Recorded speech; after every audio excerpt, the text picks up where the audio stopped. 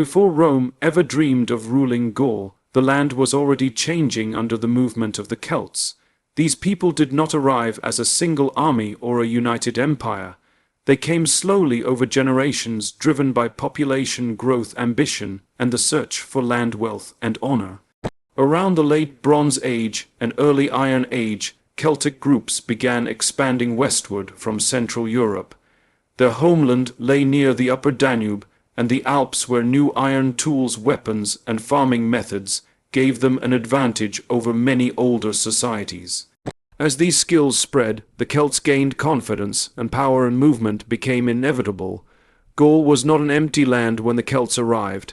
It was home to farming communities, trade routes, and local chieftains who controlled fertile valleys and rivers. What made Gaul attractive was its richness. Wide plains, forests full of game, rivers suitable for trade, and soil that could feed growing populations drew Celtic tribes forward. The conquest of Gaul was not a single event, but a long process of settlement, conflict, alliance, and cultural dominance. Some areas were taken by force, while others were absorbed through trade, marriage, and shared customs. Celtic warfare played a major role in their success. Celtic warriors were fierce, mobile, and psychologically intimidating. They valued personal bravery above strict discipline, and this made their style of war unpredictable. Warriors fought for glory, reputation, and loyalty to their chieftain rather than for a distant state. They used long swords, spears, shields, and later chain mail, which was a Celtic invention. Their war cries, body paint, and bold charges shocked many opponents who were unused to such aggression. While this style lacked tight organization, it excelled in fast raids, ambushes, and decisive clashes. Leadership among the Celts was flexible and adaptive. Power rested with local chiefs who proved themselves through success in war, generosity, and the ability to attract followers. A strong leader could quickly raise a war band and move it where opportunity appeared. This made Celtic expansion hard to stop, because there was no single capital to conquer and no single king to defeat. If one tribe failed, another could rise. If one leader fell, another stepped forward. This constant renewal kept Celtic momentum alive across Gaul. Settlement was as important as warfare. Celtic tribes did not simply raid and leave. They built villages, hill forts, and later large fortified towns known as oppida. These centers became hubs of trade, craftsmanship, and control. From them, Celtic influence spread into surrounding regions. Local populations often adopted Celtic language, customs, and religion because it brought access to trade networks, protection, and prestige. Over time, much of Gaul became culturally Celtic, even where violence had been limited. Trade strengthened Celtic control over Gaul. The Celts were skilled traders who connected northern Europe with the Mediterranean world. They exchanged salt metals, amber slaves, and agricultural goods for wine, luxury items, and ideas from Greek and Etruscan merchants. This trade enriched Celtic elites and allowed them to reward followers, which increased loyalty and stability. Wealth also funded better weapons, stronger defenses, and larger war bands. Economic power reinforced military power, and together they secured dominance. Religion and belief also supported Celtic expansion. Celtic society was deeply spiritual and guided by Druids who served as priests, judges, and keepers of knowledge. Shared religious practices helped unite different tribes through common rituals, sacred sites, and myths. Druids could travel between tribes, spreading ideas and maintaining cultural unity, even without political unity. This shared world made cooperation easier during war and settlement, and helped Celtic identity take root across Gaul. The geography of Gaul favored the Celts. Dense forests, rolling hills, and wide river systems suited their style of warfare and settlement. Celtic warriors knew how to fight in difficult terrain, using ambushes and local knowledge. Rivers like the Rhine, Seine, and Loire became highways for movement, trade, and communication. Control of these routes meant control of the land. Step by step, Celtic tribes established themselves along these natural corridors until resistance weakened or disappeared. Opposition existed, but it was fragmented. The peoples of Gaul were divided into small groups with limited coordination. Without a unified defense, they struggled to resist repeated waves of Celtic settlement and attack. Some groups were defeated outright, while others chose cooperation as the safer option. Over time, resistance faded as Celtic culture became dominant and new generations grew up speaking Celtic languages and following Celtic traditions. By the time Rome turned its attention, northward Gaul was firmly Celtic in character. It was not ruled by a single empire, but by a shared culture of warriors, farmers, traders, and priests. The conquest of Gaul by the Celts succeeded because it was gradual, adaptable, and deeply rooted in everyday life. They did not conquer only with swords, but with settlement, trade, belief, and identity. Gaul became Celtic not in a moment but over centuries, and that transformation reshaped European history forever. As Celtic control over Gaul deepened, new challenges began to shape their society and their hold on the land. The very strength of the Celts, their independence and tribal freedom, also created limits. Gaul was divided into dozens of tribes, each guarding its own territory, honor, and traditions. While they shared language, religion, and culture, they rarely acted as one. This fragmentation would later become a serious weakness, but for centuries it did not prevent Celtic dominance, because no external power was yet strong enough to challenge them fully. Daily life in Celtic Gaul revolved around farming, warfare, and community.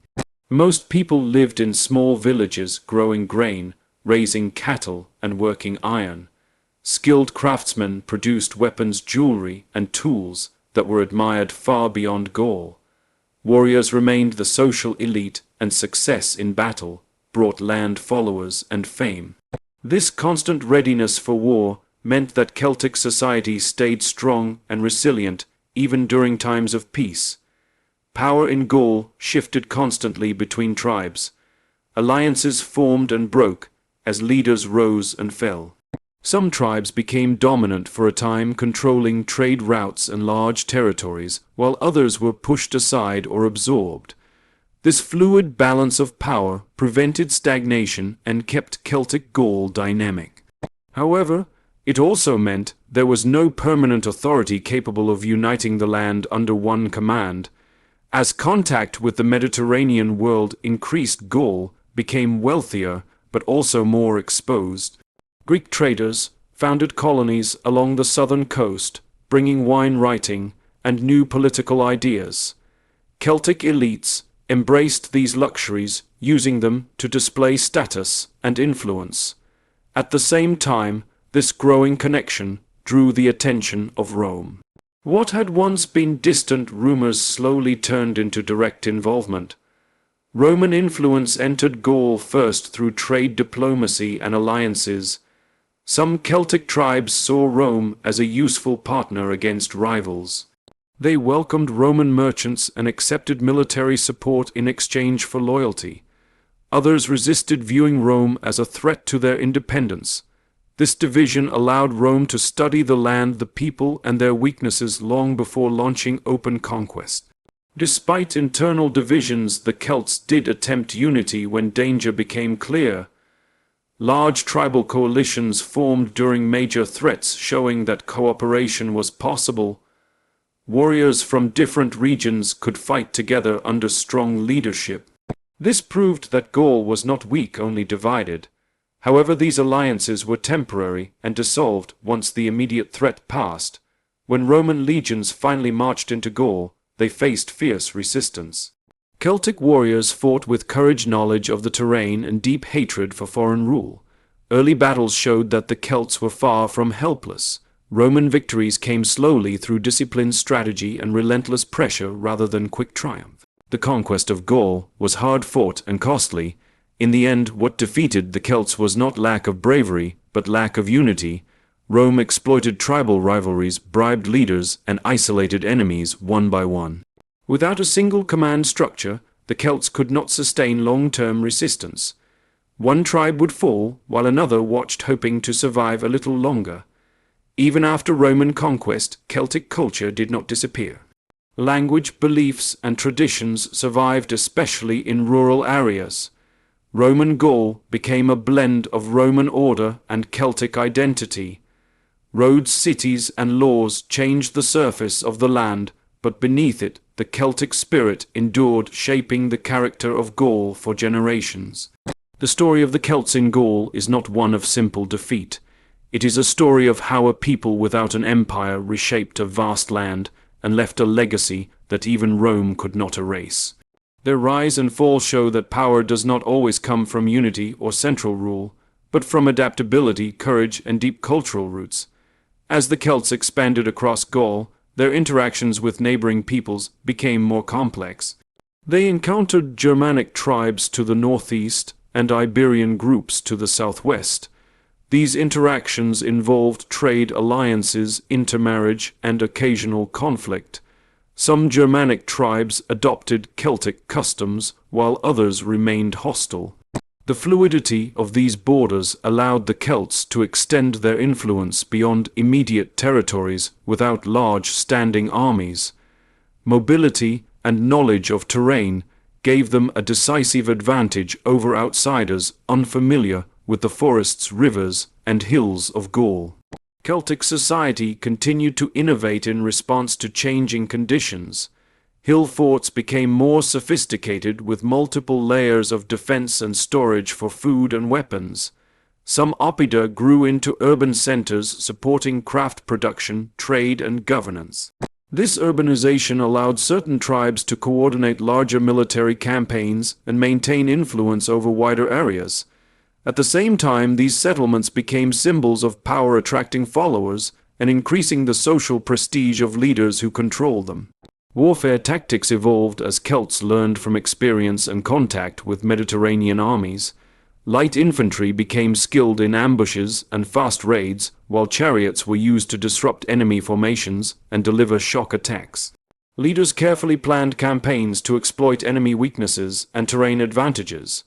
The combination of courage, mobility, and local knowledge made Celtic forces formidable even against numerically superior opponents. Psychological warfare through intimidation, displays of strength, and unpredictable attacks enhanced their effectiveness. Cultural cohesion remained a crucial factor. Druids maintained religious and educational functions, ensuring that tribal values were passed from one generation to the next. Rituals, festivals, and shared myths reinforced a sense of identity that transcended individual tribes.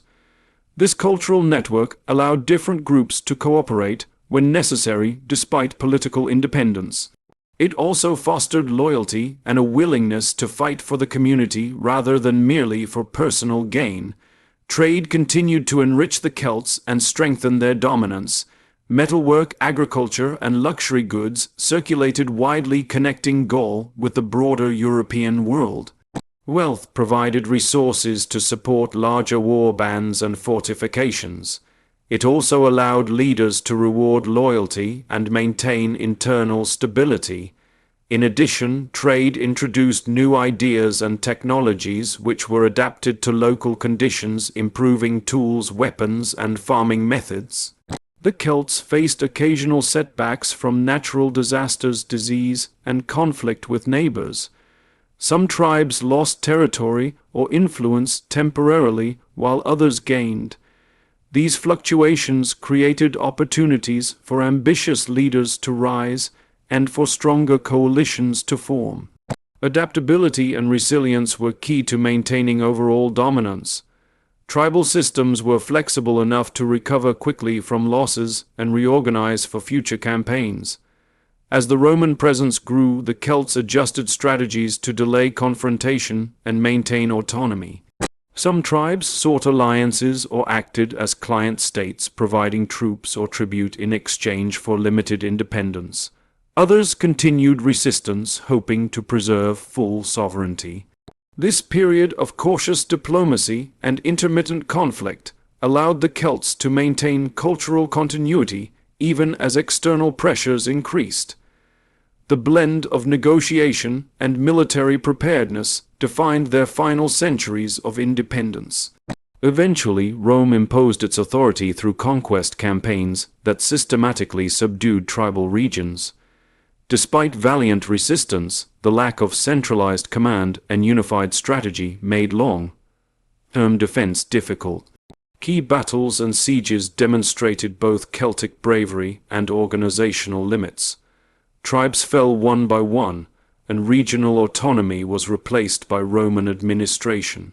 However, the imprint of Celtic organization, culture and belief persisted, influencing local governance, religious practices, and social norms for generations. The legacy of the Celts in Gaul extends beyond military conquest. Their expansion and settlement created networks of trade roads and towns that shaped the development of Europe. Artistic styles, metallurgy, religious practices, and social organization left enduring marks. Even under Roman rule, Celtic identity continued to influence language, customs, and regional cohesion, demonstrating that conquest does not erase culture, but often transforms and preserves it in new ways. Their story illustrates the power of adaptability, courage, and community in shaping history. The story of the Celts in Gaul is a testament to the power of courage, adaptability, and cultural resilience. They conquered vast lands not through a centralized empire, but through fierce warriors, strategic settlement, and deep social cohesion. Their ability to unite temporarily against threats, trade effectively with neighbors, innovate in warfare, and maintain a shared identity allowed them to dominate for centuries. Even in the face of Roman conquest, their legacy endured, shaping language, customs, beliefs, and social structures for generations. The Celts prove that true power is not always measured by empires or armies, but by the spirit of a people determined to leave a mark on history that endures far beyond the battlefield.